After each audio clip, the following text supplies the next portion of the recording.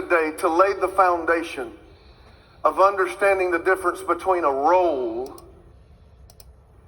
that you play and your actual purpose. A woman in our culture,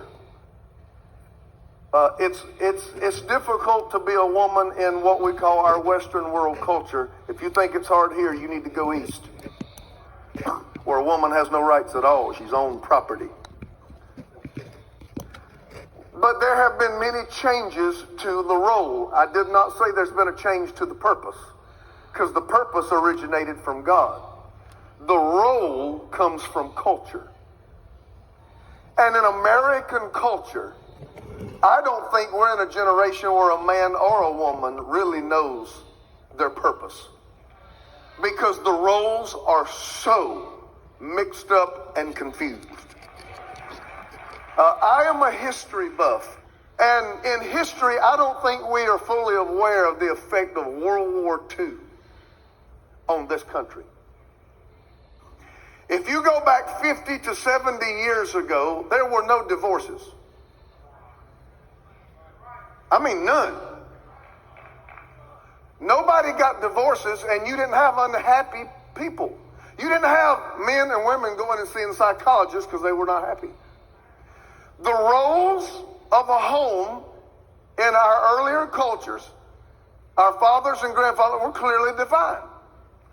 The role, now I'm not saying purpose, remember, stay with me now, role. The roles were clearly defined. You had the woman who basically would take care of the needs of the home. She was the helpmate to the husband. She was the comforter, the nurturer. She was the one who raised the kids. She was the one to make sure that the house was in order. And she was respected for that, and she was loved for that. Now we're talking about American culture and roles. I'm going to keep driving that nail in because I don't want you to confuse that with purpose. Purpose comes from God. And we had the man. He was the provider. He was the disciplinarian. He was the authoritarian. He put his foot down. He knew where to draw the lines. He knew how to discipline the house. He would set the course for the house morally. He would set the course for the house spiritually. He would set the course for the house authoritatively. He would set the boundaries for the house. He would set vision for the kids and what they would be taught, what they would learn.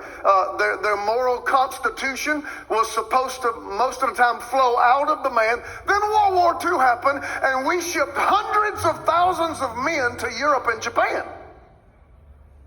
I mean, hundreds of thousands of men to Europe and Japan. What did the women do? They took their kids to grandma's, and they went and took their husbands' jobs.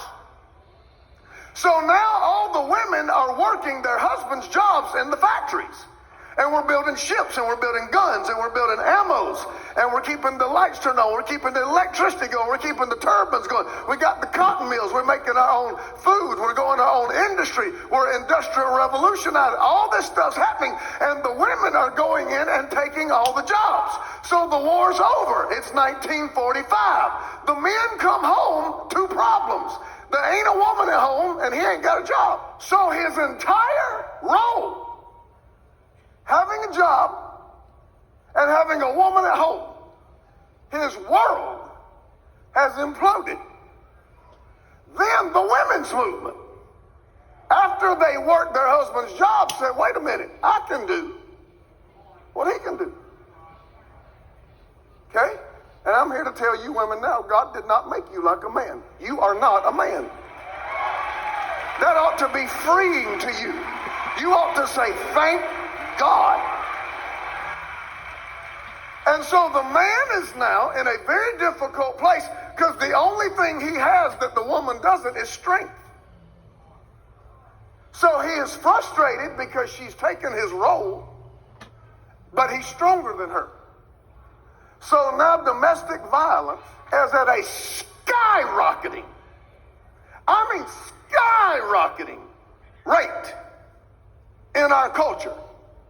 Because the only thing he now possesses she does not is his strength and his frustration of not knowing his role and her frustration of coming out of a movement which told her to occupy every role, has now led to all types of confusion going on in the house, which leads us to a new equation. Now, I want to look at something right here for just a moment, okay? Now, the equation is this right here. What is Ron Carpenter after? I'm after Genesis 1, 26 through 28. What was the original intention of God? Why are females needed, and why did God put them here? God is a God of purpose. And God swears on an oath in Isaiah 14 according to his purpose, saying that his purposes will always prevail. In other words, if God's purpose does not prevail, God ceases to be God. So when God ever purposes a thing, that ultimate purpose has to come to pass, or God swearing on his oath makes him no longer God. I'm preaching something right here. So now we look at it and we've got a role, but we've got purpose. We've got role and we've got purpose. And we got women that are playing a role, but we got folk who don't know their purpose. Now can I rob from my mentor, Dr. Miles Monroe, for about 5 minutes? Y'all know he highly mentored me. I got a lot of stuff from him. In his book, The Power of Purpose, this is what he says. He says, everything was created for purpose. Mike Murdoch puts it another way. He says, everything in life was created to solve a problem. Everything was created for purpose. If you are here, there is a reason you are here. Here is the problem to this. Purpose is the only thing that brings fulfillment. But if I had an altar call right now for frustrated people, I mean Christians, love Jesus, going to heaven, but you're frustrated, I would have 90% of the people in this building and online respond to that altar call, and the other 10% would be lying. Do you want me to tell you why? Because our culture tells us what brings fulfillment, and we chase it, not understanding that purpose is the only thing that brings fulfillment. See, in America, your purpose might not pay well. So you will leave your purpose and chase money and don't understand why you ain't happy. Thank you.